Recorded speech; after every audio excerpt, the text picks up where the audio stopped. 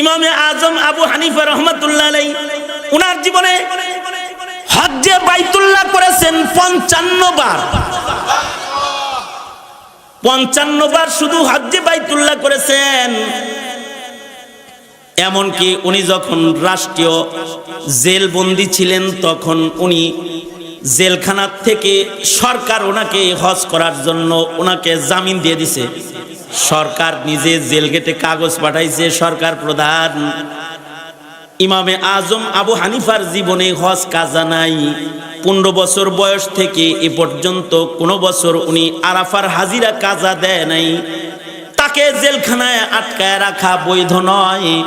যাও নুমান বিন সাবিতকে জেলখানা থেকে হজ করার জন্য জামিনে মুক্তি দিয়ে দাও। ইমামে আজম আবু হানিফাকে হজ করার জন্য মুক্তি দিয়ে দিলেন। আশ্চর্য, ইমাম জামিনে হজ্জে বাইতুল্লাহ শেষ করে আর বাড়িও যায় নাই, কারণ সরকার ওনাকে মুক্তি দিছে হজ করার জন্য।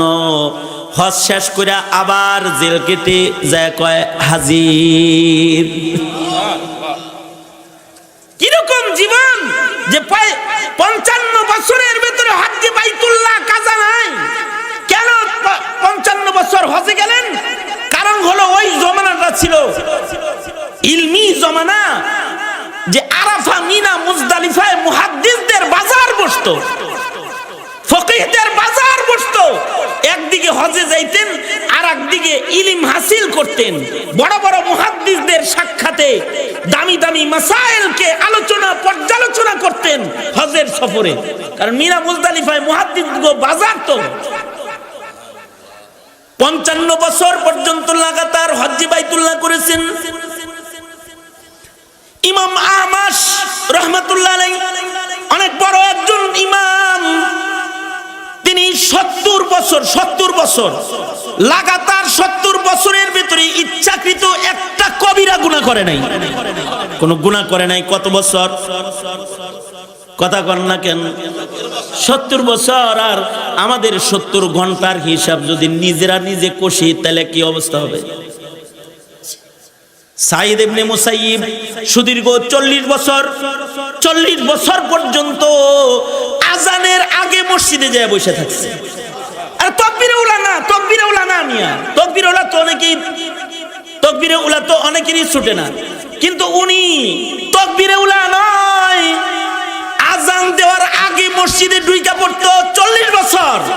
আর ঢুইকাই বলতো, আল্লাহ তুমি ডাকার আগে আইছি কিন্তু। আল্লাহু আকবার, জোরে করে বলেন আল্লাহু আকবার। এ আল্লাহ, তোমার মুয়াজ্জিনের ডাক দেওয়ার আগে তোমার ঘরে ঢুকছি। আল্লাহ, ময়দানে মাহশারের নামাজের হিসাবটা কঠিন বানায়ও না। কেমন নেক কাজ করনে ওয়ালা যে 40 বছর পর্যন্ত আজান দেওয়ার আগে মসজিদের ভিতরে ঢুকছে।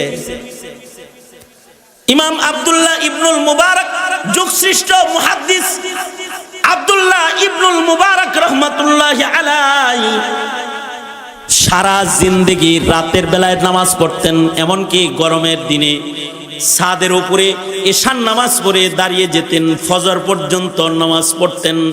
কখনো কখনো উড়ন্ত পাখি ওনার মাথার উপরে বসতো, মনে করতো যে এটা গাছ।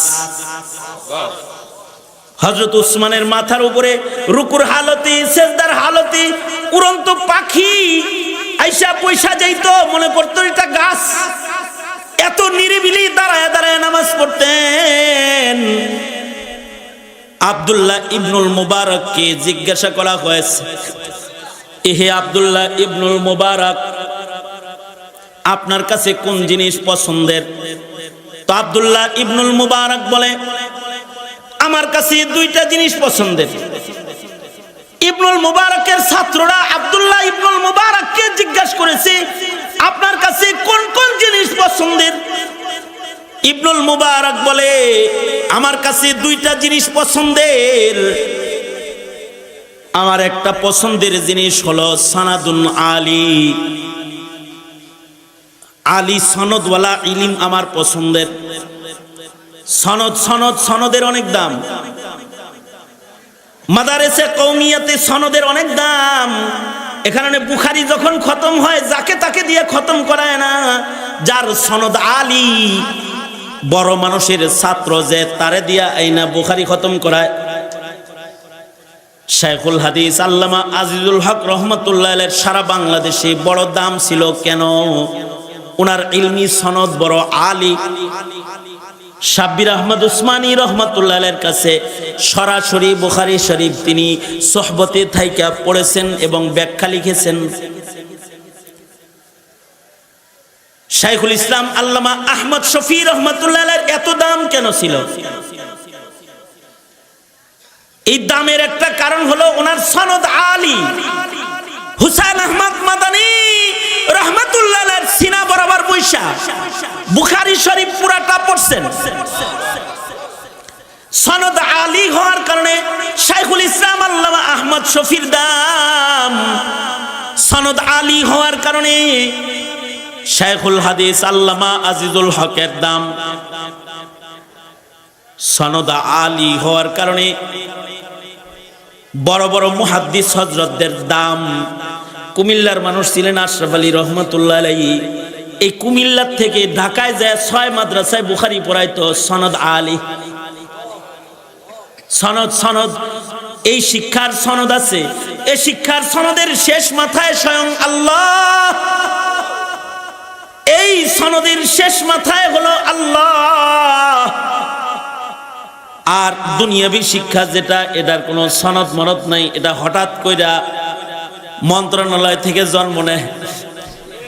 এর কখনো ব্যাঙ্গের লাভ, কখনো হাঁসের ডাক, কখনো সাইকেল পেট্রোল হয়ে বাইর হয়। কিন্তু দ্বীনি শিক্ষার প্রত্যেকটা কথার সনদ আছে। সানাদুন আলী। ইবনুল মুবারক বলে আমার কাছে আলী সনদের অনেক দাম। মুহাদ্দিসদের কাছে আলী সনদের দাম ছিল। এ কারণে মুহাদ্দিসরা একটা হাদিস শোনার জন্য শত শত মাইল সফর করেছে। বুখারী শরীফে আছে হযরত জাবির বিন আব্দুল্লাহ রাদিয়াল্লাহু আনহু, উনি মদিনার থেকে পায়ে হাইটা সুদূর কুফা পর্যন্ত গেছে একটা হাদিস শোনার জন্য। যেমন যাদের কাছে ইলমের দাম, তারা 2 মাইল হাইটা আইছে একটা হাদিস কোরআনের কথা শোনার জন্য। যে না আইছে কি শোনার জন্য আইছে? একটা ভালো কথা শুনতে আইছে। ভালো কথার অনেক দাম অনেকের কাছে, আলী সনদের অনেক দাম। জাবির বিন আব্দুল্লাহ সুদূর মদিনা থেকে কুফা পর্যন্ত পায়ে হাইটা গেছে। আব্দুল্লাহ ইবনে উনাইস নামক এক সাহাবী কুফায় থাকে, যার কাছে নবীজির একটা সরাসরি হাদিস আছে। এটা শোনার জন্য গেছে, অথচ এই হাদিস উনি আরেকজনের ওয়াসিতার মাধ্যমে আগে শুনছেন, কিন্তু সরাসরি উস্তাদের কাছে পড়ার লেগে চলে গেছে। যায়া একেবারে কুফা পর্যন্ত যায়া দরজায় দাঁড়ায় সালাম দিছেন, আওয়াজ দিছেন। আব্দুল্লাহ ইবনে উনাইস দরজা খুলেছেন, খুলে বলে কে? কয় আমার নাম জাবির বিন আব্দুল্লাহ। সাহাবী জাবির? জি সাহাবী জাবির। কেন সফর করে আসছো আমার কাছে? কয় আপনার কাছে একটা হাদিস আছে, ওইটা শুনতে এসেছি। দরজায় দাঁড়ায় হাদিসটা শ্রবণ করেছে, বাস হাদিসটা শুনে চলে গেছে। হাদিসটা শুনে শুধু এই একটা হাদিস শোনার জন্য মদিনার থেকে কুফা পর্যন্ত পায়ে হাইটা গেছে, আবার পায়ে হাইটা ফেরত আইছে। সানাদুন আলী, সরাসরি সাহাবীর কাছ থেকে একটা হাদিস শোনার জন্য এই লম্বা সফর করেছেন। ইবনুল মুবারক বলে আমার কাছে 2টা জিনিস অনেক প্রিয়, তার ভেতরে একটা হলো সানাদুন আলী, আর একটা হলো বাইতুন খালি, খালি ঘর আমার কাছে পছন্দ। আমাদের জিন্দেগির সার্থকতা এবং সফলতা তখন হবে যখন আমাদের রব আমাদের উপরে খুশি হবে এবং তিনি আমাদেরকে ভালোবাসবে। একটা বান্দা দুনিয়ার জীবনে সবার ভালোবাসা পেল, কিন্তু সে আল্লাহর ভালোবাসা পেল না, তো সে কিছুই পেল না।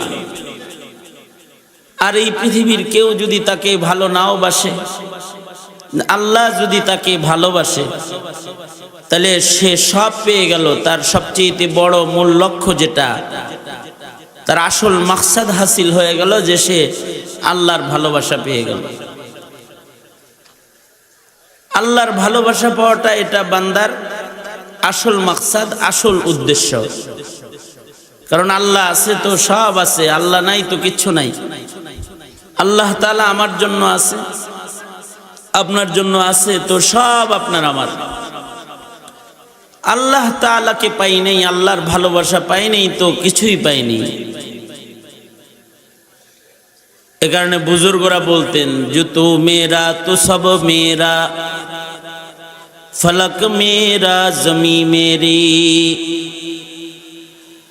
जो तू मेरा तो सब मेरा, फलक मेरा जमी मेरी, अगर एक तू नहीं मेरा तो कोई शय नहीं मेरी, अगर एक तू नहीं मेरा तो कोई शय नहीं मेरी।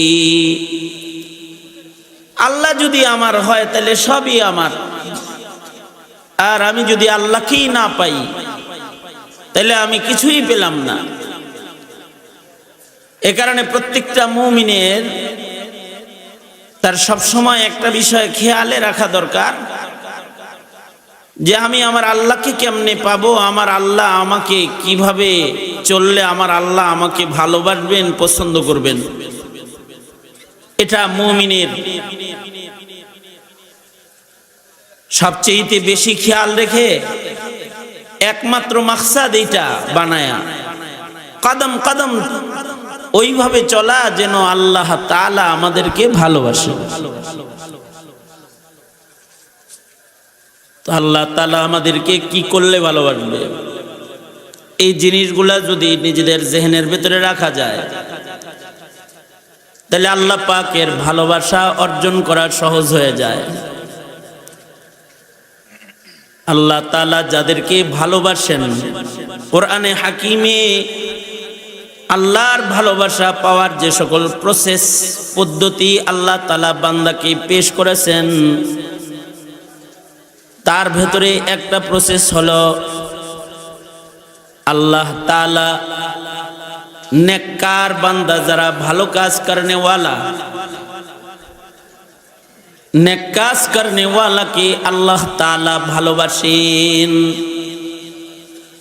দুনিয়াতে কিছু মানুষ আছে গুনাহ করনে वाला, আর কিছু মানুষ হলো নেক কাজ করনে वाला।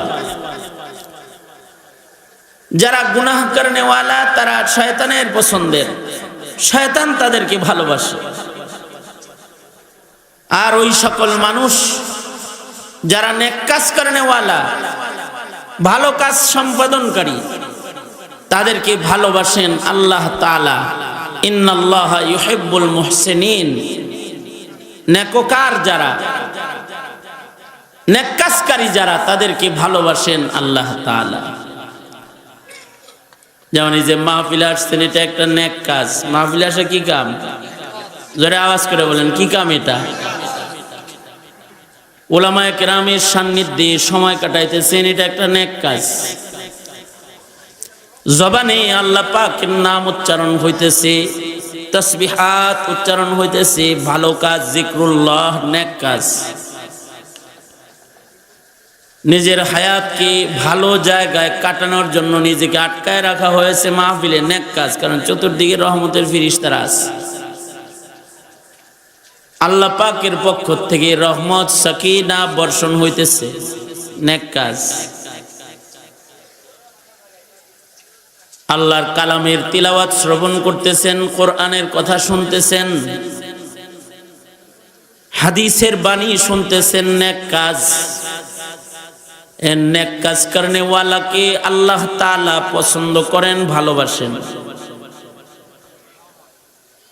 আর যারা গুনাহ করনে ওয়ালা তাদেরকে শয়তান ভালোবাসে। এই গ্রামে বহু মানুষ এমন আছে যাদের বাড়ি মাহফিলের আশেপাশে, মাদ্রাসার আশেপাশে। 2 দিন ধরে এখানে মাহফিল হইতেছে, কিন্তু তাদেরকে আল্লাহ তাআলা আনেন নাই। তাদের এই নেক কাজে শিরকাত এর ভাগ্য তাদের হয় নাই যে তারা এই নেক কাজে নিজেকে শামিল করবে।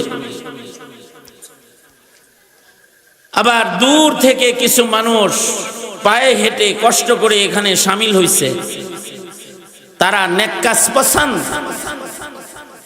ভালো কাজ তাদের ভালো লাগে, তাই তারা আসছে। এই যে নেক কাজ করনে ওয়ালা, এদেরকে আল্লাহ তাআলা মুহাব্বত করেন, ভালোবাসেন। আবার কেউ আছে গুনাহ করার জন্য দূর সফর করে চলে যায়,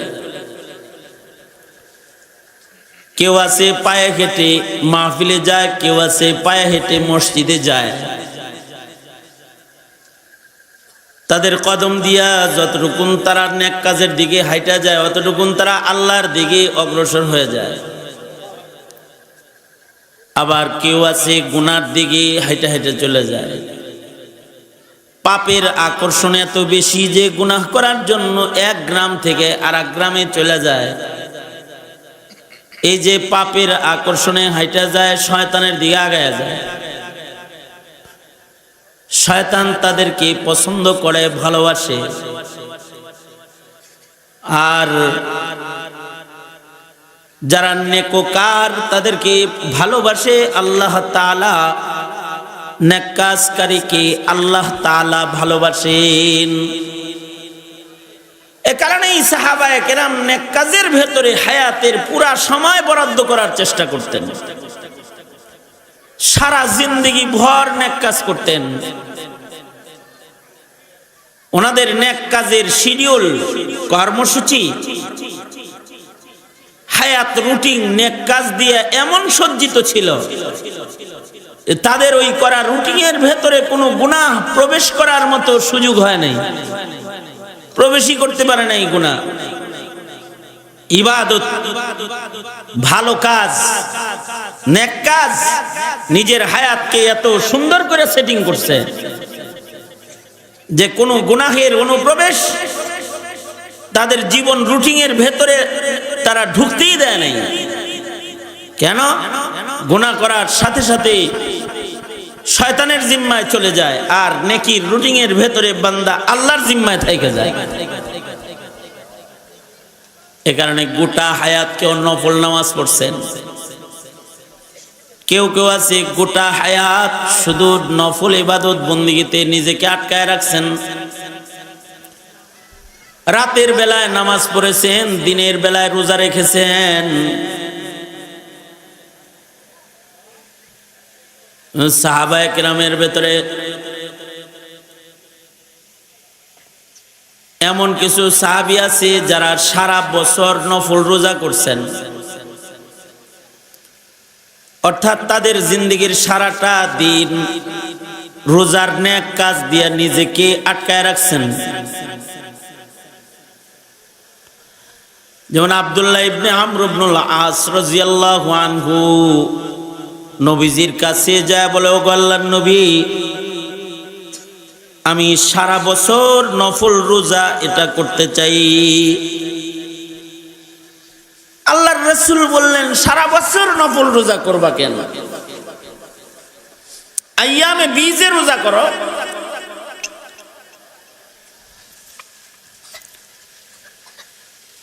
মাসের মধ্যবর্তী আইয়ামে বীজ 13, 14, 15 এগুলো রোজা রাখো। সপ্তাহে একদিন 2 দিন রোজা রাখো। সারা বছর রোজা রাখতে হবে? তো সাহাবী আল্লাহর রাসূলকে বলে, ওগো আল্লাহর নবী, আমার দেহে শক্তি আছে, আমি শক্তিশালী মানুষ, আমি সারা বছর রোজা করতে সক্ষম, আপনি আমাকে পারমিশন দেন। তো আল্লাহর রাসূল সাল্লাল্লাহু আলাইহি ওয়াসাল্লাম বললেন, তাহলে সাওমে দাউদি রাখো, অর্থাৎ একদিন রোজা রাখো, একদিন ইফতার করো। সাহাবীর ভেতরে নেক কাজের আকর্ষণ এত বেশি, সাহাবী বলে, ওগো আল্লাহর নবী, না, আমি ডেইলি নফল রোজা রাখবো, আপনি আমাকে আলাদা করে পারমিশন দেন, আমি প্রতিদিন নফল রোজার আমল করতে চাই। তো সাহাবীর আগ্রহে আল্লাহর রাসূল সাল্লাল্লাহু আলাইহি ওয়াসাল্লাম প্রতিদিন নফল রোজা করার পারমিশন ওনাকে দিয়ে দিলেন। আশ্চর্য সাহাবী শুধুমাত্র নিষিদ্ধ রোজা রাখা, নিষিদ্ধ দিনগুলো ছাড়া বাকি সারা জিন্দেগি তিনি নফল রোজা করতেন, প্রতিদিন নফল রোজা করতেন। কিছু মানুষের কাছে তাসবিহাত জিক্র আজকার ভালো লাগে, তো তাদের অ্যাকাউন্টে নেক জমা হয়, চুপ করে বসে থাকবো যারা, তাদের জমা হইব তো অ্যাকাউন্টে কিছু নেকি জমা করার আগ্রহ নিয়ে বলেন সুবহানাল্লাহ, বলেন আলহামদুলিল্লাহ, লা ইলাহা ইল্লাল্লাহ, আল্লাহু আকবার। সাহাবী সারা জিন্দেগি ভর নফল রোজা রাখছে, ৭৯ বছর বয়স হয়েছে। বদরুদ্দিন আইনি রহমতুল্লাহ আলাইহি বুখারীর ব্যাখ্যা গ্রন্থে উনি লিখেছেন যে ৭৯ বছর বয়স হয়েছে, বুড়া হয়ে গেছে, বার্ধক্য। এই ৭৯ বছর বয়সে আব্দুল্লাহ ইবনে আমর ইবনুল আস প্রতিদিন নফল রোজা রাখতেন। সুবহানাল্লাহ বলেন। কত বছর বয়সে? ৭৯ বছর বয়স, তখনও প্রতিদিন নফল রোজা রাখতেন। মাঝে মধ্যে অসুস্থ হয়ে যেতেন, হাকিম এসে, ডাক্তার এসে বলে অসুস্থ হইলে ফরজ রোজা ছাইড়া দেওয়া বিধান আছে, আর আপনি নফল রোজা এটা ভাঙেন না, এটা কেমন কথা? আপনার দেহ দুর্বল, আপনার কি প্রতিদিন রোজা রাখার কোনো দরকার আছে? তিনি বলতেন আমার দেহ দুর্বল কিন্তু ঈমান তো সবল আছে, আমার দৈহিক শক্তি কম হলেও আমার ঈমানি শক্তি আছে, আমি প্রতিদিন রোজা রাখবো। আল্লাহু আকবার বলেন। তিনি রোজা ভাঙতেন না, প্রতিদিন রোজা রাখতেন। এমনকি যেদিন উনি ইন্তেকাল করেছেন সেদিনও নফল রোজা ছিলেন, এবং রোজার হালতে আব্দুল্লাহ ইবনে আমর ইবনুল আস রাদিয়াল্লাহু আনহু ইন্তেকাল করেছেন। সারা জিন্দেগি নফল রোজা রাখছেন। কতটা আকর্ষণ নেক কাজের হইলে সারা জিন্দেগি নফল রোজা রাখে, আর নেক কাজের বিকর্ষণ কতটা হইলে রোজার মাসে দিনের বেলায় রাক্ষসের মতো খায়। আছে না নাই?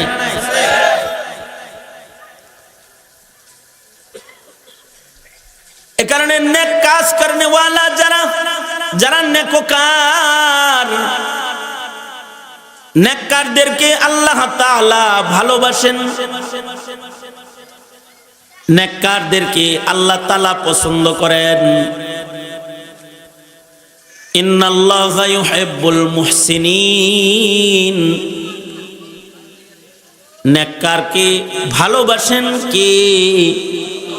জোরে আওয়াজ করে বলেন কি? আরো জোরে বলেন কি? তাহলে গুনার কাজ করবো না নেকির কাজ করবো? কি করব আমরা? আমাদের জিন্দেগিতে নেক কাজকে বাড়িয়ে দেব ইনশাআল্লাহ। হযরত উমর প্রতিদিন লিখতেন, ওনার একটা ডায়েরি ছিল।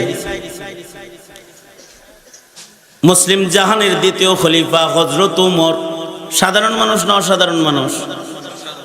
অসাধারণ একজন মানুষ, যার ব্যাপারে আল্লাহর রাসূল বলেছেন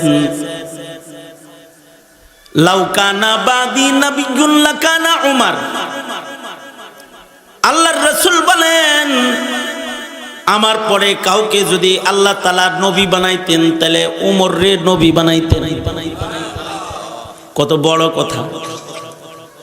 তার মানে হলো পৃথিবীতে কাউকে যদি আমাদের নবীর পরে কাউকে যদি নবুয়ত দেয়া হতো তাহলে হযরত উমরকে নবুয়ত দেয়া হতো। হযরত উমরের শান ফারুক বাইনাল হক ওয়াল বাতিল। হযরত উমরের শান আশাদুহুম ফি আমরিল্লাহি উমর। হযরত ওমরের শান আল্লাহর রাসূল বলেন মুহাদ্দিসি উমর, আল্লাহর নবী বলেন উমর এমন একজন অসাধারণ মানুষ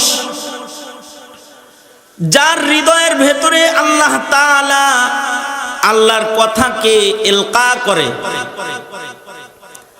আল্লাহর কথা আল্লাহ তাআলা যার হৃদয়ে ঢাইলা দেয় এমন একজন মানুষ হলো উমর। আল্লাহর রাসূল বলেন সব নবীর একজন করে মুহাদ্দিস আছে, আমার একজন মুহাদ্দিস আছে, আমার মুহাদ্দিস হলো উমর। আর হযরত উমরের বসিরাত দূরদৃষ্টি এত প্রশস্ত ছিল যে হযরত উমর মসজিদের মিম্বরে দাঁড়ায় দাঁড়ায় শত শত মাইল দূরে তিনি দেখতেন। জুমার নামাজে মসজিদে মিম্বরে দাঁড়ায়া খুতবা দিতেছেন হযরত উমর, আর এর ভেতরে খুতবার মাঝখানে হঠাৎ করে চিৎকার করে ডাক দিলেন, ইয়া সারিয়া আল জাবাল আল জাবাল। তখন হযরত সারিয়া শত শত মাইল দূরে যুদ্ধ করতেছেন, আর উনি মসজিদের মিম্বরে দাঁড়ায় ডাকতেছেন, ইয়া সারিয়া আল জাবাল। হযরত সারিয়া উনি যুদ্ধ শেষ করে গাজী হয়ে যখন মদিনায় ঢুকলেন, তো সাহাবীরা জিজ্ঞাসা করে, সারিয়া, আমিরুল মুমিনিন হযরত ওমর যে শুক্রবারে জুমার নামাজের খুতবার মাঝখানে তোমারে চিল্লায় চিল্লায় ডাকলো, তুমি কি ওনার ডাক শুনছিলানি? হযরত সারিয়া বলেন, খোদার কসম, ওমর যদি ডাক না দিত তাহলে পরাজয় ছাড়া আর কোনো রাস্তা ছিল না। হযরত ওমর ডাকছেন এবং ওনার ডাক শ্রবণ করে আমি পাহাড়ের দিকে তাকায় দেখি পাহাড়ের পেছনে শত্রু দাঁড়ানো আছে। সাথে সাথে যুদ্ধের মোড় ঘুরায় আমি শত্রুর মুখোমুখি হয়ে গেলাম এবং আমরা বিজয় অর্জন করলাম। যদি আমিরুল মুমিনিন ডাক না দিতেন তাহলে পরাজয় বরণ করতে হতো। গাজীর মালা গলায় লইয়া মদিনায় প্রবেশ করা আমাদের ভাগ্য হতো না। মসজিদে নববীর মিম্বরে দাঁড়িয়ে দাঁড়িয়ে ডাকেন মানুষদেরকে। আমাদের দৃষ্টি দেয়ালের ওই পার যায় না, পর্দার ওই পার যায় না। আর হযরত ওমর ওনার দূরদৃষ্টি হলো মসজিদের মিম্বরে দাঁড়িয়ে উনি সারিয়াকে ডাকেন।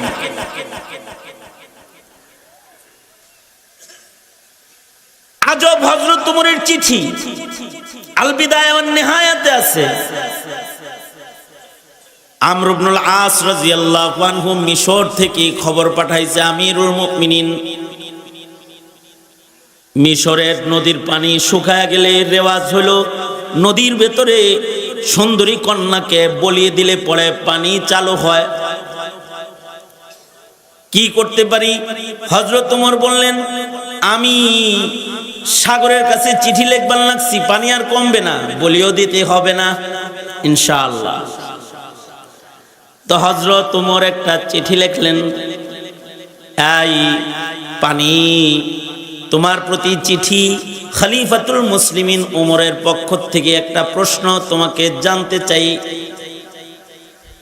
তুমি যদি আল্লাহর গোলাম হও, তুমি যদি মাখলুক হও, আর তুমি যদি আমার মালিকের গোলাম হও, তাহলে চিঠি পাওয়ার সাথে সাথে আল্লাহর বান্দাদের উপকারে পানি তুমি জারি হয়ে যাবা, উপরে চলে আসবা। আর যদি তুমি আল্লাহর গোলাম না হও, তাহলে যে হালতে আছো ওই হালতে থাইকো। আমার পক্ষ থেকে চিঠি, আমার এই চিঠি পাওয়ার সাথে সাথে যেন তোমার পরিবর্তন হয়। তুমি যদি আল্লাহর গোলাম হও, কাগজের একটা টুকরা হযরত ওমরের চিঠি, কিন্তু এটার এত পাওয়ার, এত তাসির।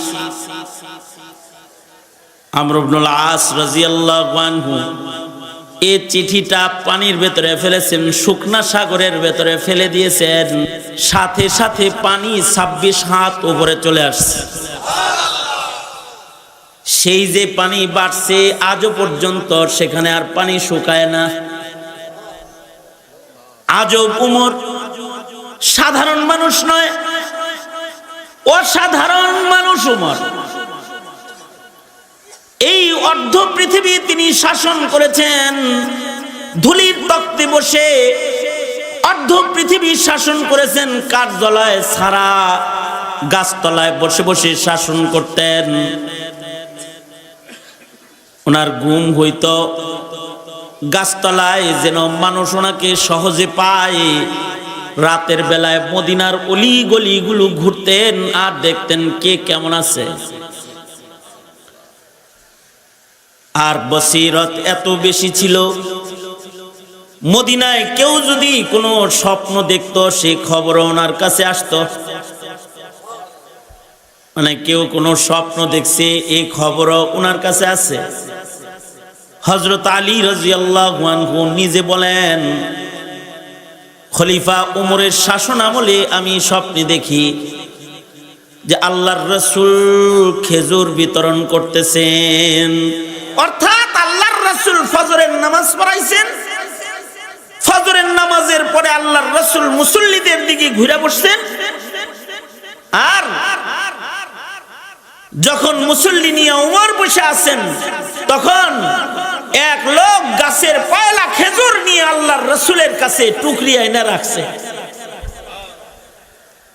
আর আল্লাহর রাসূল এই খেজুরগুলো মুসল্লিদের ভিতরে বন্টন করার জন্য সিরিয়াল দেওয়াইছেন, লাইন দাঁড় করাইছেন। হযরত আলী বলেন, স্বপ্নে দেখি নবীজি খেজুর বন্টন করতেছেন, সকলকে আল্লাহর নবী একটা একটা করে খেজুর দিতেছেন। হযরত আলী বলেন, আমার পালা এসে গেল, আমি নবীজির সামনে দাঁড়ায় গেলাম। আমাকেও আল্লাহর নবী একটা খেজুর দিলেন। খেজুরটা আমি মুখে লইলাম, খাইলাম। আমি আরেকটা খেজুর দিলে আল্লাহর রাসূল মুস্কি হাসলেন আর বললেন, সবার একটা, তোমার দুইটা কি লেগা? আমাকে আল্লাহর নবী দিলেন না। এত বছরে মসজিদে নববীর আজান শুরু হয়ে গেলে আমার ঘুম ভেঙে যায়। হযরত আলী বলেন,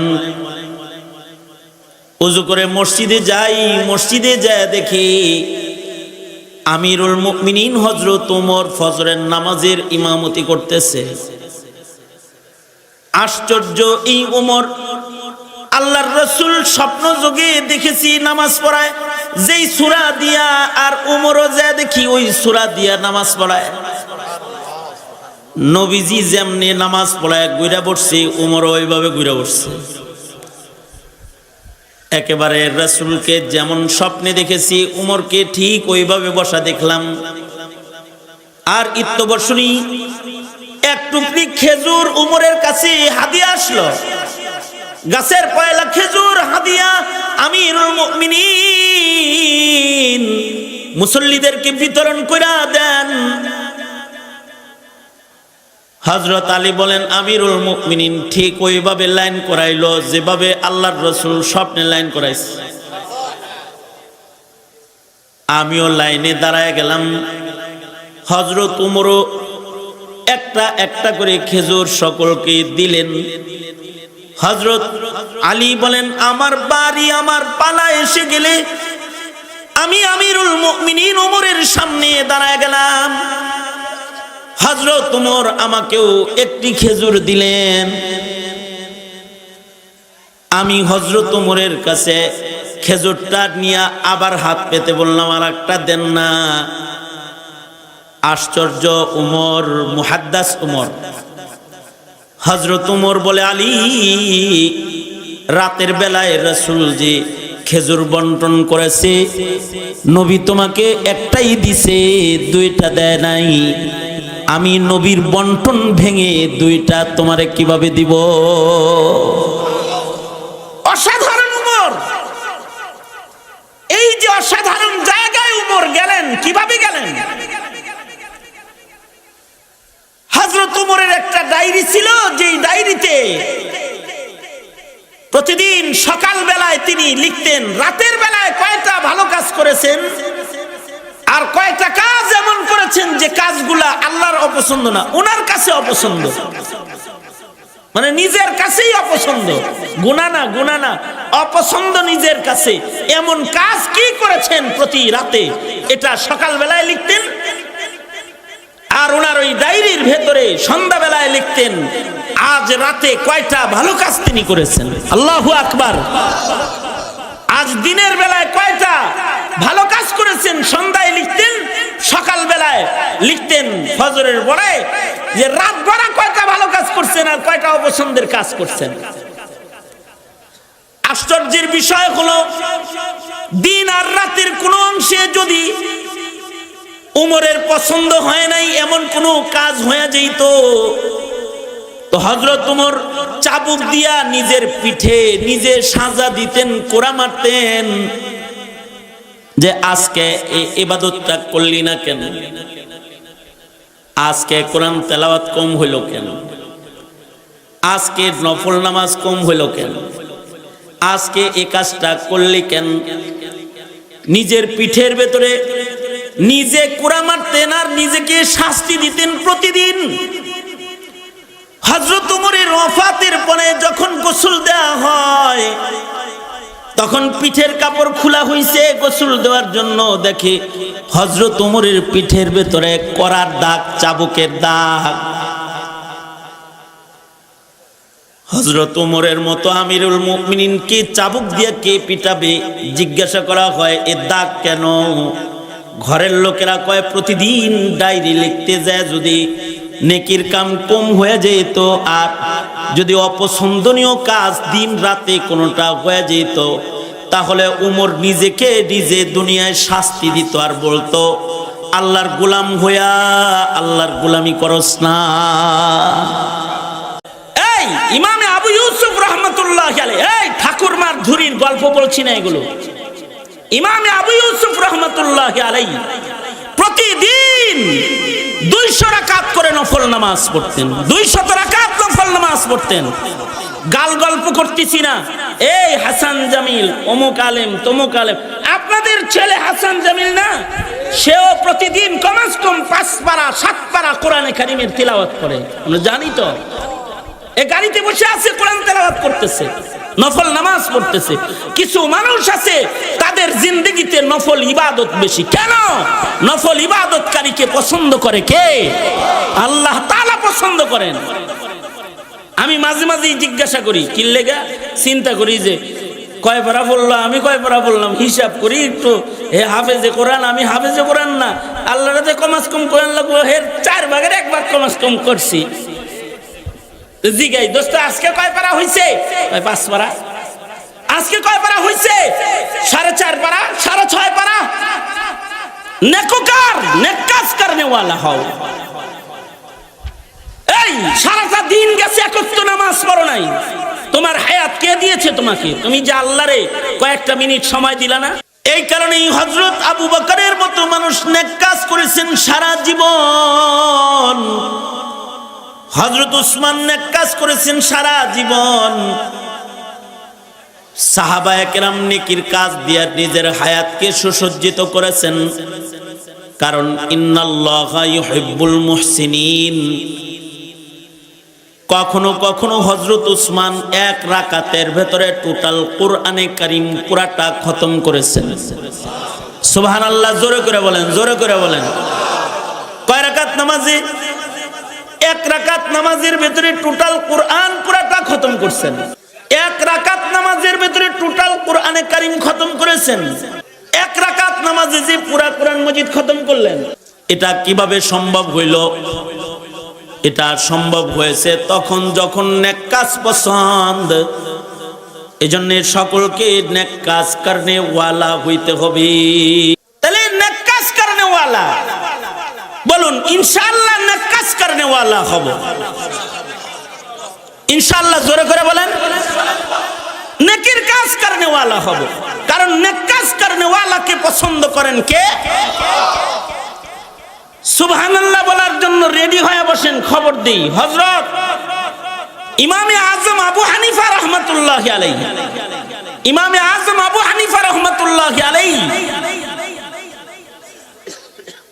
সুদূর কতদিন, দীর্ঘ সুদীর্ঘ 40 বছর ইশার ওযু দিয়া ফজরের নামাজ পড়েছেন। তার মানে হলো 40 বছরের ভেতরে রাতের বেলায় শুধু ইবাদতই করেছেন, ঘুমানো নাই। ঘুমাইলে ওযু ভাঙে না? তার মানে হলো এই 40 বছরের ভেতরে তিনি নেক কাজ করেছেন এত বেশি যে 40 বছর রাতের বেলায় ঘুমানোর সুযোগ পান নাই। সারা রাত কখনো দাঁড়ায় দাঁড়ায় নামাজ পড়তেন। এ কারণে নেক কাজ করনে ওয়ালা হব, নেকি করব। আমাদের তো সারা দিনের ভিতরে কয়েকত নামাজ পড়েছি এর হিসাবও নাই। 5 বেলা নামাজ যে পড়ি নাই এটার হিসাব নাই। অথবা 2 রাকাত নফল যে সারা সপ্তাহে পড়া হয় নাই এটার হিসাব নাই। অথবা 4 রাকাত তাহাজ্জুদের নামাজ যে সুদীর্ঘ 6 মাসের 6 বছরের অথবা 60 বছরের ভেতরেও হয় নাই, এটার হিসাব আমাদের নাই। কয়দিন বাঁচবো এটা কি আমরা জানি? কয়দিন বাঁচবো এটা জানি না। হায়াত কার কয়দিন এটা জানা নাই। এ কারণে নিজেদের জিন্দেগির হিসাব নেওয়া চাই। প্রতিদিন উমরের মতো সকাল সন্ধ্যায় কয়টা ভালো কাজ করছি, কয়টা মন্দ কাজ করছি, এটার হিসাব রাখা চাই। যাদের ভেতরে নেক কাজের হিসাব নিকাশ আছে তাদেরকে ভালোবাসেন আল্লাহ। ইন্নাল্লাহা ইউহিব্বুল মুহসিনিন। এ কারণে প্রত্যেক নর নারী, বুড়া বুড়ি, যুবক যুবতী, কিশোর কিশোরী সবাই নিজেদের নেকির কাজের হিসাব করবে যে 24 ঘন্টার ভেতরে আল্লাহর পছন্দ হয় এমন কাজ কয়টা হয়েছে। ইন্নাল্লাহা ইউহিব্বুল মুহসিনিন। যারা নেকির কাজের হিসাব কইরা কইরা নেকির কাজ করে তাদের পছন্দ করেন স্বয়ং আল্লাহ। আর যাদের ভেতরে নেক কাজের কোনো হিসাব নাই, বেধড়ক গুনাহ খাতা পাপাচারের ভেতরে যাদের সময় কেটে যায় তাদেরকে পছন্দ করে ইবলিস শয়তান। এই ইমামে আবু ইউসুফ রাহমাতুল্লাহি আলাইহি, এই ঠাকুরমার ঝুরির গল্প বলছি না এগুলো। ইমামে আবু ইউসুফ রাহমাতুল্লাহি আলাইহি প্রতিদিন 200 রাকাত করে নফল নামাজ পড়তেন। 200 রাকাত নফল নামাজ পড়তেন। গাল গল্প করতেছি না। এই হাসান জামিল অমুক আলেম তমুক আলেম, আপনাদের ছেলে হাসান জামিল না, সেও প্রতিদিন কমস কম 5 পারা 7 পারা কোরআনে কারীমের তিলাওয়াত করে। আমরা জানি তো। এই গাড়িতে বসে আছে কোরআন তেলাওয়াত করতেছে, নফল নামাজ পড়তেছে। কিছু মানুষ আছে তাদের জিন্দেগিতে নফল ইবাদত বেশি। কেন? নফল ইবাদতকারীকে পছন্দ করে কে? আল্লাহ তাআলা পছন্দ করেন। আমি মাঝে মাঝেই জিজ্ঞাসা করি, কি লেগা? চিন্তা করি যে কয় পারা বললাম, আমি কয় পারা বললাম, হিসাব করি একটু। হে হাফেজে কোরআন, আমি হাফেজে কোরআন না। আল্লাহর কাছে কমাস কম কোরআন লাগবো, এর 4 ভাগের 1 ভাগ কমাস কম করছি। জিগাই, দোস্ত আজকে কয় পারা হইছে? 5 পারা। আজকে কয় পারা হইছে? 4.5 পারা, 6.5 পারা। নেককার, নেক কাজ করনে ওয়ালা হও। এই সারাটা দিন গেছে একত্র নামাজ পড়ো নাই, তোমার হায়াত কে দিয়েছে তোমাকে? তুমি যে আল্লাহরে কয়েকটা মিনিট সময় দিলা না? তো কি করতে হবে? প্রতিদিন কিছু নেক কাজের হিসাব নিকাশ করতে হবে। ইনশাআল্লাহ বলেন। হয় না? ইনশাআল্লাহটা জোরে করে কোন। আমি এটা জিজ্ঞাসা করব না। যুব সমাজ তো অনেকে আসছে, ব্যারিস্টার সাহেব আসার কারণে আরো কিছু হয়েছে, ঠিক না? কিন্তু আমি জিজ্ঞাসা করব না কারা কারা 5 বেলা নামাজ পড়েছো, হাত তোলো। বলবো না এটা। তবে আমি বলবো একটু চক্ষু বন্ধ করে হিসাব করবা যে তুমি দিনে কয়টা ভালো কাজ করেছো, কয়টা মন্দ কাজ করেছো, কয়টা আল্লাহর হুকুম তুমি মান্য করেছো, কয়টা ফরজের উপরে আমল তোমার হয়েছে, আর আজ দিনে কয়টা ফরজ তোমার ছুটে গেছে। নফল ইবাদতের হিসাব বাদ দাও, ফরজ ইবাদতের হিসাব কষো যে কয়টা ফরজ করেছো, কয়টা ছেড়েছো। মনে রাখো আজরাইল আমার সময় কোনো কিছু দেখে আসে না, আয়া বলবো সালাম আলাইকুম দিয়ে যখন দাঁড়ায় এবার দুইটা লয়ে দিব, তখন কিন্তু হিসাব ঠিকই হবে। হিসাব নেবেন কে? জোরে আওয়াজ করে বলেন, হিসাব নেবেন কে? তখন তার আগে নিজের হিসাব নিজে করছো। এ কারণে নেক কাজ করনে ওয়ালা হও। 40টা বছর রাতের বেলায় ঘুম হারাম করে ইবাদত করলেন ইমামে আজম আবু হানিফা। ইমামে আবু ইউসুফ রহমাতুল্লাহ আলাইহি, ইমামে আবু ইউসুফ রহমাতুল্লাহ আলাইহি প্রতিদিন কয়শো রাকাত নামাজ পড়ছে? আর আস্তে করে কোন, জোরে বলেন, জোরে বলেন, কয়শো রাকাত? 200 রাকাত। কি লেগে 200 রাকাত পড়ছে? অন্য কোনো কাম ছিল না তো? হ্যাঁ, অন্য কোনো কাম ছিল না। আরো শোনেন, প্রতিদিন 200 রাকাত করে নফল নামাজ পড়তেন, আর প্রতি সপ্তাহে 1 খতম কোরআন শরীফ পড়তেন। প্রতি সপ্তাহে 1 খতম কোরআন মজিদ, অর্থাৎ জুমা থেকে জুমা এর মাঝখানে ইমামে আবু ইউসুফ রহমাতুল্লাহ আলাইহির 1 খতম কোরআন মজিদ আলাদা তেলাওয়াত হইত। আর প্রতিদিন 200 রাকাত করে নফল পড়তেন নিয়মিত। ঘটনা কিন্তু এইটা না যে উনার কোনো কাম নাই দেখা উনি 200 রাকাত নফল নামাজ পড়ছে, আর কোনো কাম নাই না। দিনের বেলায় ছাত্র পড়াইতো, গবেষণার কাজ করত, আবার হাকিম হিসাবে বিচারপতির দায়িত্ব পালন করত। চিফ জাস্টিস ছিলেন ইমাম আবু ইউসুফ রহমাতুল্লাহ আলাইহি।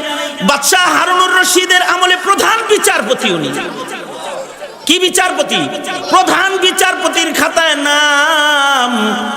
তার মানে প্রধান বিচারপতির দায়িত্ব পালন করতেন, ছাত্র পড়াইতেন, ইলমের চর্চা করতেন, আবার বড় ব্যবসায়ী ছিলেন উনি। এর ফাঁক দিয়া প্রতি রাতে 200 রাকাত করে নফল নামাজ দিনে রাত্রে উনি পড়তেন। নফল নামাজ 200 রাকাত প্রতিদিন। নিজের জিন্দেগির হিসাব করো কত কঠিন। এইভাবে করে নিজের জিন্দেগিকে বানাইছেন। যেমন ইমামে আজম আবু হানিফা রহমাতুল্লাহ আলাইহি, সুবহানাল্লাহ বলার লেগে রেডি হয়ে বসেন। আর একটা খবর দিই, ইমামে আজম আবু হানিফা রহমাতুল্লাহ আলাইহি উনার জীবনে হজ্জে বাইতুল্লাহ করেছেন 55 বার। 55 বার শুধু হজ্জে বাইতুল্লাহ করেছেন। এমনকি উনি যখন রাষ্ট্রীয় জেলবন্দি ছিলেন, তখন উনি জেলখানা থেকে সরকার ওনাকে হজ করার জন্য ওনাকে জামিন দিয়ে দিছে। সরকার নিজে জেল গেটে কাগজ পাঠাইছে। সরকার প্রধান ইমামে আজম আবু হানিফার জীবনে হজ কাজা নাই। 15 বছর বয়স থেকে এ পর্যন্ত কোনো বছর উনি আরাফার হাজিরা কাজা দেয় নাই। তাকে জেলখানায় আটকায় রাখা বৈধ নয়। যাও নু'মান বিন সাবিতকে জেলখানা থেকে হজ করার জন্য জামিনে মুক্তি দিয়ে দাও। ইমামে আজম আবু হানিফাকে হজ করার জন্য মুক্তি দিয়ে দিলেন। আশ্চর্য, ইমাম জামিনে হজ্জে বাইতুল্লাহ শেষ করে আর বাড়িও যায় নাই, কারণ সরকার ওনাকে মুক্তি দিছে হজ করার জন্য। হজ শেষ করে আবার জেল কেটে যায় কয় হাজির। কিরকম জীবন যে 55 বছরের ভেতরে হজ্জে বাইতুল্লাহ কাজা নাই। কেন 55 বছর হজে গেলেন? কারণ হলো ওই জমানাটা ছিল ইলমি জমানা, যে আরাফা, মিনা, মুজদালিফায় মুহাদ্দিসদের বাজার বসতো, ফকিহদের বাজার বসতো। একদিকে হজে যাইতেন, আর একদিকে ইলম হাসিল করতেন। বড় বড় মুহাদ্দিসদের সাক্ষাতে দামি দামি মাসাইলকে আলোচনা পর্যালোচনা করতেন হজের সফরে। কারণ মিনা মুজদালিফায় মুহাদ্দিসদের বাজার তো। 55 বছর পর্যন্ত লাগাতার হজ্জে বাইতুল্লাহ করেছেন। ইমাম আমাশ রহমাতুল্লাহ আলাইহি অনেক বড় একজন ইমাম। তিনি 70 বছর লাগাতার 70 বছরের ভিতরে ইচ্ছাকৃত একটা কবিরা গুনাহ করে নাই, কোনো গুনাহ করে নাই। কত বছর? কথা কন না কেন? 70 বছর। আর আমাদের 70 ঘন্টার হিসাব যদি নিজেরা নিজে কষি তাহলে কি অবস্থা হবে? সাইদ ইবনে মুসাইয়িব সুদীর্ঘ 40 বছর পর্যন্ত আজানের আগে মসজিদে যায় বসে থাকছে। আর তাকবীরে উলা না মিয়া, তাকবীরে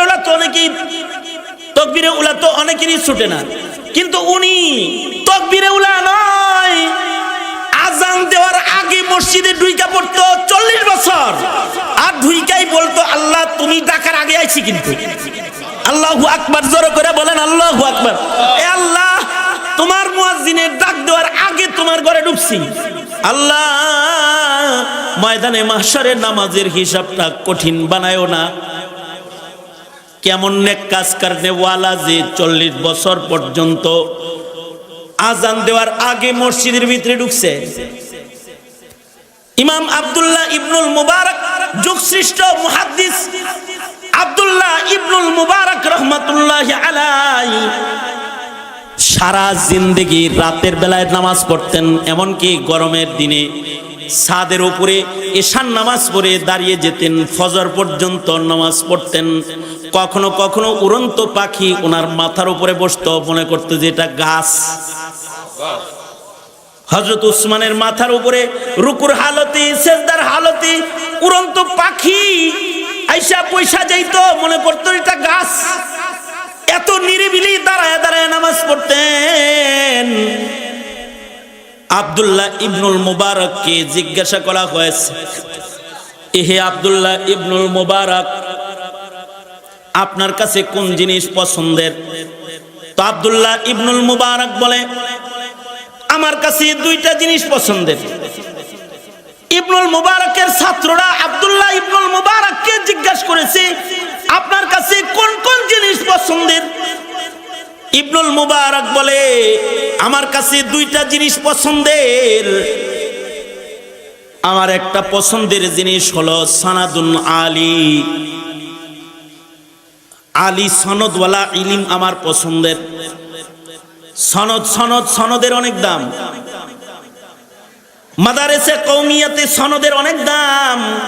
এখানে বুখারী যখন খতম হয় যাকে তাকে দিয়ে খতম করায় না, যার সনদ আলী, বড় মানুষের ছাত্র যে তারে দিয়া আইনা বুখারী খতম করায়।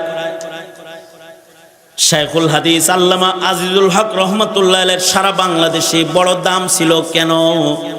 ওনার ইলমি সনদ বড় আলী। শাব্বির আহমদ উসমানী রহমাতুল্লাহ আলাইহির কাছে সরাসরি বুখারী শরীফ তিনি সোহবতে থাইকা পড়েছেন এবং ব্যাখ্যা লিখেছেন।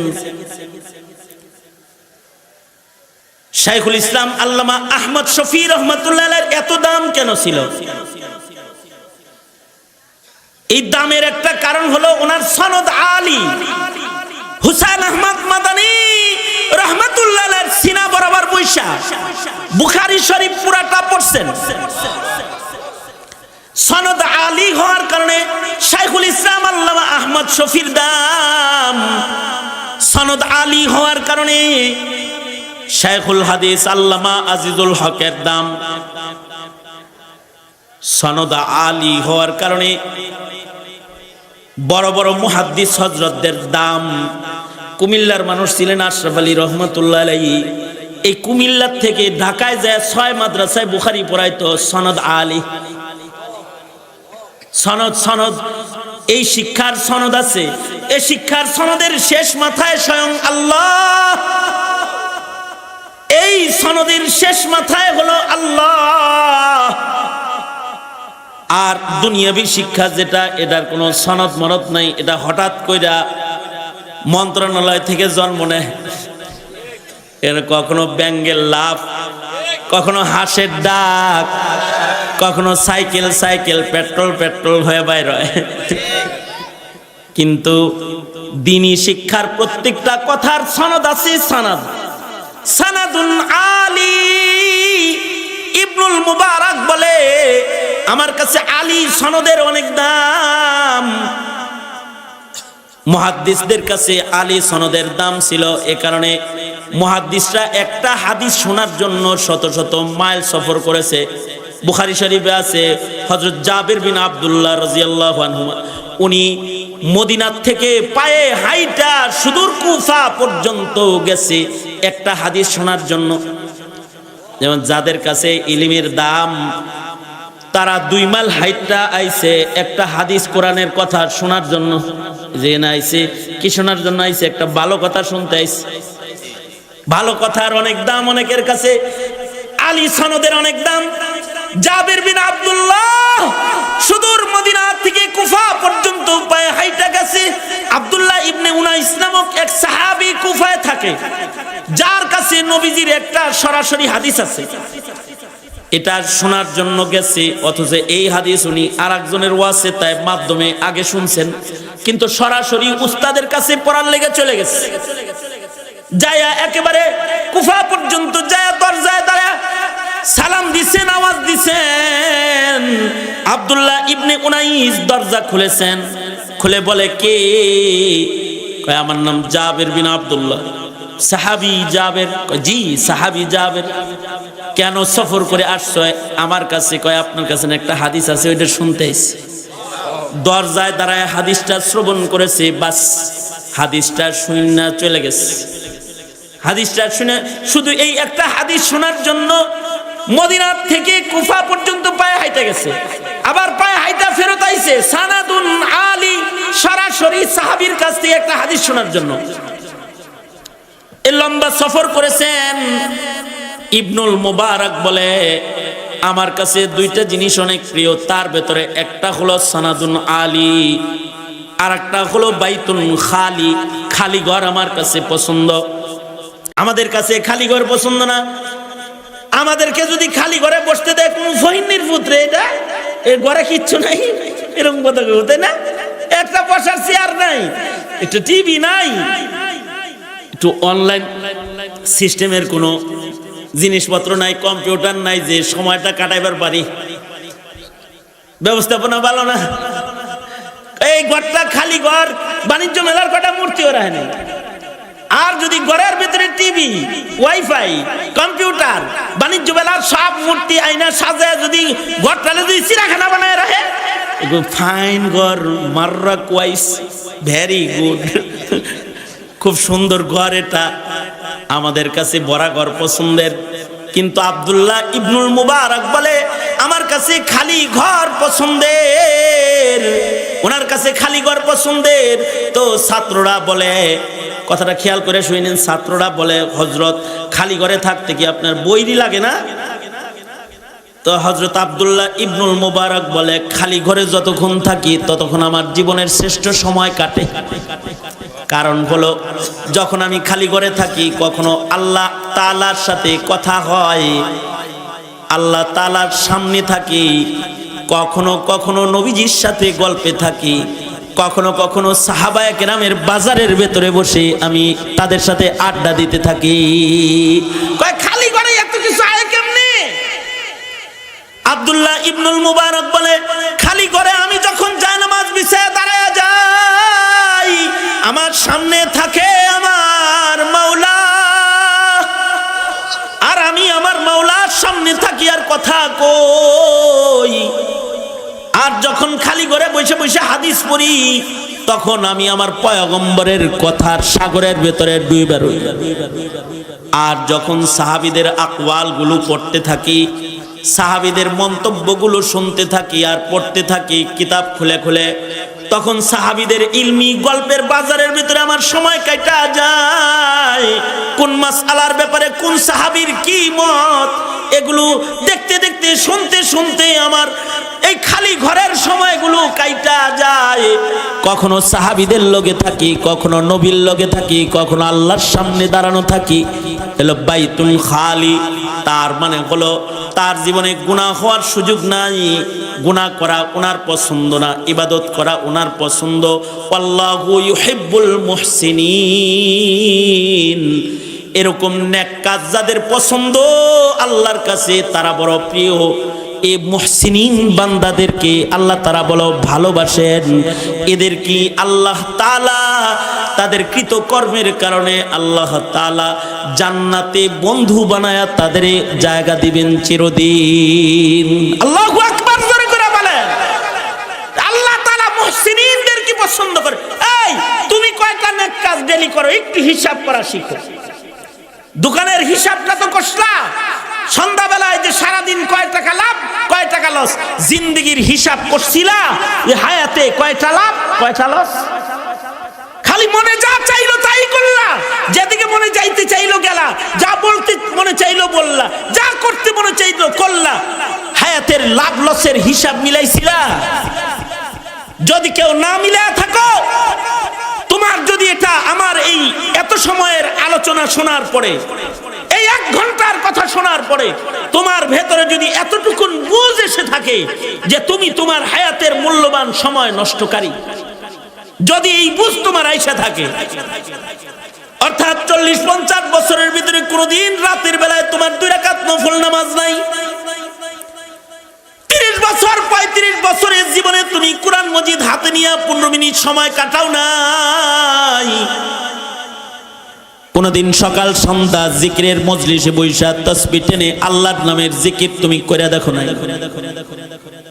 তুমি 5 বেলার নামাজের হাজিরাটা মসজিদে যায় তুমি দাও নাই, সারা জনম দাড়ি কাটছো আর সুন্নতের খেলাফ চলছো, নবী পাকের ইত্তেবা কইরা আল্লাহর ভালোবাসা নেওয়ার চেষ্টা তুমি করো নাই।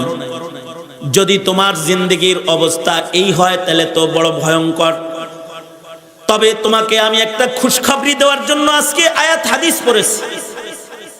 আল্লাহ তাআলার কাছে তোমারও সুযোগ আছে, তুমি আল্লাহর ভালোবাসা পাবা যদি একটা কাজ তুমি করো।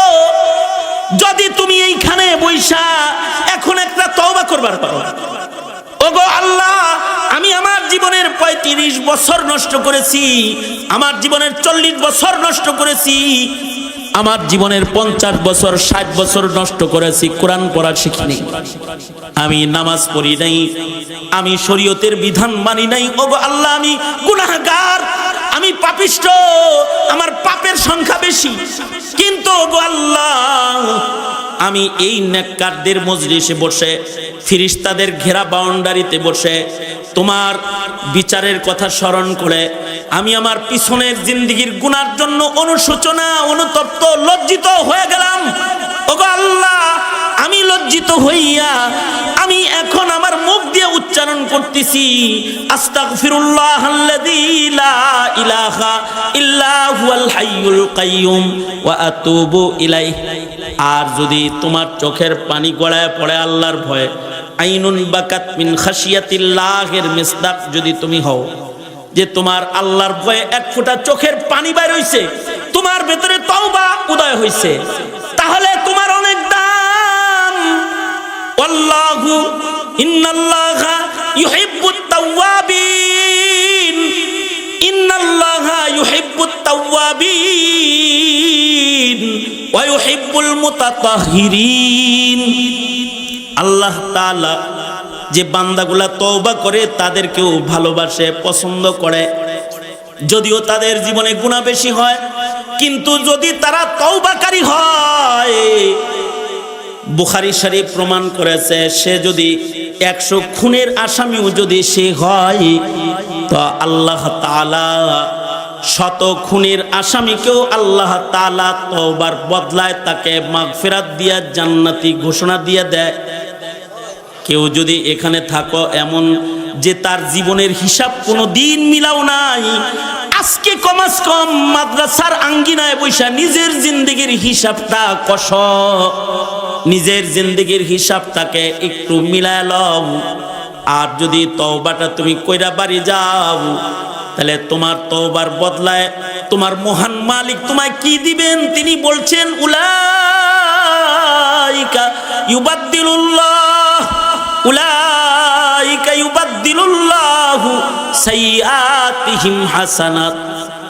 যারা নেককার তওবাকারী বান্দা, তওবার মাধ্যমে যারা গুনাহ বর্জন করে নেককারের খাতায় নতুন করে নাম উঠায়, আল্লাহ তাআলা তাদের তওবাকে এত পছন্দ করেন যে আল্লাহ তাআলা তাদের জিন্দেগীর সব গুনাহগুলোকে আল্লাহ তাআলার নেকির দ্বারায় পাল্টায়া তাদের যে আমলনামাটা গুনাহে ভরা ছিল সে আমলনামাটা আল্লাহ তাআলার নেকির বদলায় গুনার বদলায় নেকি দিয়া ভইরা আমলনামাটা নুরানি বানায়া দেয়। গুনার বদলে নেক দান করে কতটা ভালোবাসা। আর আমলনামার জিন্দেগীর হালত কি হয়? আল্লাহর রাসূল বলেছেন আত-তাইবু মিনাজ যামবি কামান লা যামবা লাহু, যে তওবা করে ফেলে তার জিন্দেগি তো এমন হয়ে যায় যে জীবনে সে কোনোদিন গুনাহ করেই নেই।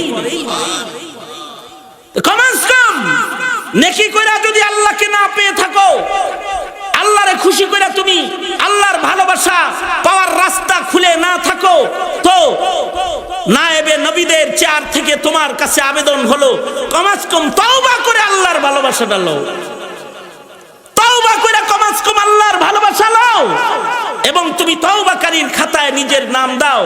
তো আল্লাহ তাআলা তওবার বদলে তোমার জিন্দেগীর গুনাহ মাফ কইরা তোমার জিন্দেগীর গুনাহকে নেকির দ্বারায় পাল্টায়া তোমার আমলনামার ভিতরে উঠায়া দেবে। সঙ্গত কারণে যখনই কোনো আলেমের মজলিসে যাইবেন তওবা করার নিয়ত করে যাইবেন, আল্লাহর ভালোবাসা পাওয়ার নিয়ত করে যাইবেন। ওয়াজ মাহফিলে যাইবেন খালি তেলেসমাতি কথা শোনার লেগে না, তওবা করার নিয়ত করে যাইবেন। হৃদয়ের ব্যথা নিয়া বুক ভরা আশা নিয়া রবের কাছে এক ফোঁটা চোখের পানি ফেলে তওবা করে গুনাহগুলোকে মোচন করবেন, মুছবেন আর নেকি দিয়ে আমলনামা ভরবেন। এরকম মন মেজাজ লইয়া মাহফিলে যাইবেন। আল্লাহ তাআলা আপনাদেরকে কবুল করুন, আমিন বলেন। আরো জোরে আওয়াজ করে চিল্লায় জোরে বলেন আমিন। সুতরাং আপনাদেরকে আল্লাহর ভালোবাসা পাওয়ার আশায় আমি তওবার আহ্বান জানাই। আখিরি মুনাজাত পর্যন্ত বসেন, উলামায়ে কেরামের কাছে একটু তওবা করেন। আল্লাহ তাআলা তওবার বদলায় জিন্দেগীর গুনাহ মাফ করে দিবেন। আকর্ষণীয় একজন আলোচক এখন আলোচনা করবেন, আপনাদের সকলের সুপরিচিত বেলাল হোসেন ফারুকী সাহেব। ওনার আলোচনা না শুনলে তো 16 আনাই লসে পড়বেন, ঠিক না? উনি এখনই বয়ান করবেন। আমি কিছু কথা আপনাদেরকে গাইডলাইন যেটা দিলাম সেটা হলো জিন্দেগীর হিসাব উমরের মতো কষা শুরু করেন, যে দিনে রাতে কয়টা নেকির কাম করছেন আর কয়টা গুনার কাম করছেন, হায়াতে কতগুলো নেক হচ্ছে কতগুলো গুনাহ হচ্ছে।